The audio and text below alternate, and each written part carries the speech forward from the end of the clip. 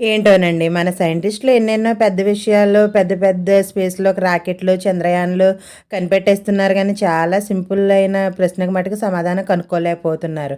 ఏంటక్కా అంత కష్టమేం వచ్చేసింది, ఏంటా ప్రశ్న అనుకుంటున్నారా? చెప్తానండి, కంగారు పడకండి. అదేనండి, మనం చిన్నప్పటి నుంచి సరదాగా విన్న క్వెషనేనండి. కోడి ముందా? గుడ్డు ముందా? అని మనం సరదాగా అడుగునగా కామెడీయే గానీ, దానికైతే ఆన్సర్ అయితే ఎవ్వరూ చెప్పలేరు కదా! ఎంత పెద్ద మహామేధావులైనా. నన్నడిగితే మటికి నేను మాత్రం గుడ్డే ముందంటాను. ఎందుకా అనుకుంటున్నారా? ఏముందండి, అది కోడిగుడ్డు అనుకో, శుభ్రంగా ఆమ్లెట్ ఏసుకున్నా, ఉడకబెట్టుకున్నా, కూర వండుకున్నా చాలా సింపుల్‌గా, ఈజీగా అయిపోతుంది.